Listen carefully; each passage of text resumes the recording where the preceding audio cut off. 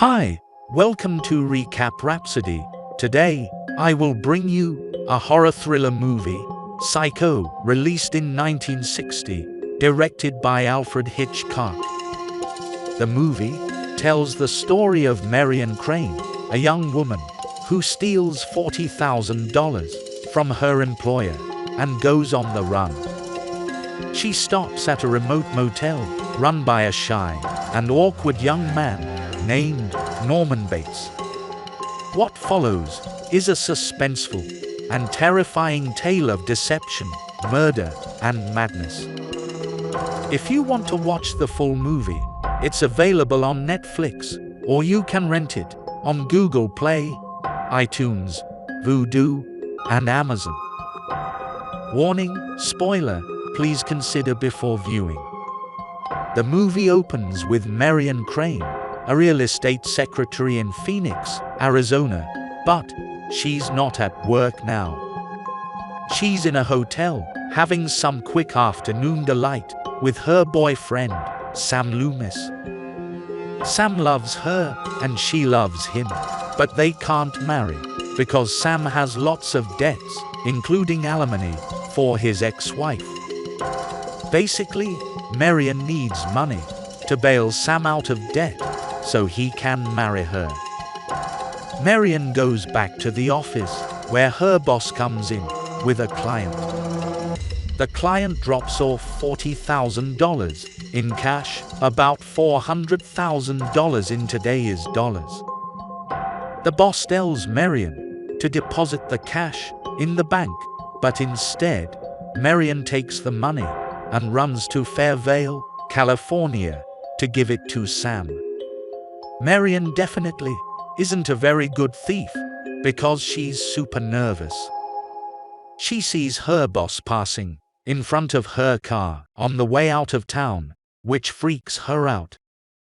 Then, she gets tired driving and pulls over by the side of the road, which makes a cop come by, and she acts weird and panicked.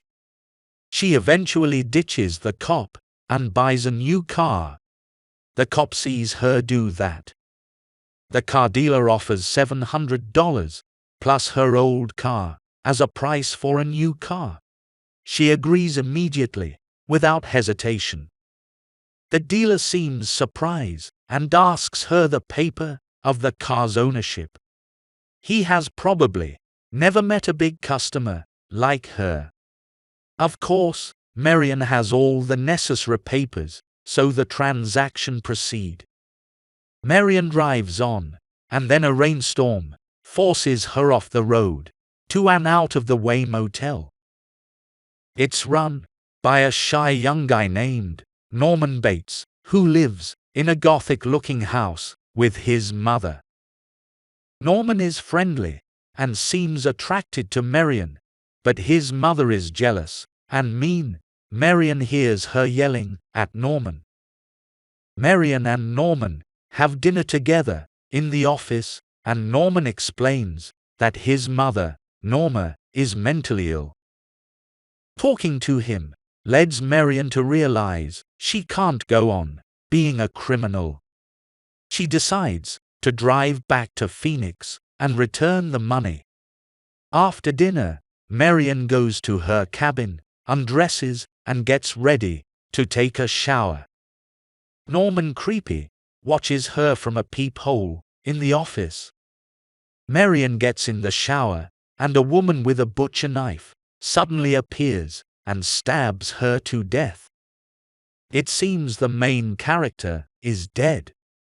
Norman is now horrified at what his mother has done. He runs to the cabin, cleans everything up, and then puts Marion's body and all her effects, including the stolen money, in her car and sinks it in the swamp near the motel. Marion's sister, Leela, shows up at Sam's workplace in Fairvale and asks if he knows where Marion is, but he doesn't. Then a detective, Abragast, shows up. He's working for the client whose money Marion stole. But he believes Leela and Sam when they say they don't know where Marion is. He agrees to keep in touch with them. Arbogast tracks Marion to the Bates Motel. He interrogates Norman and wants to talk to Norman's mother, but Norman won't let him.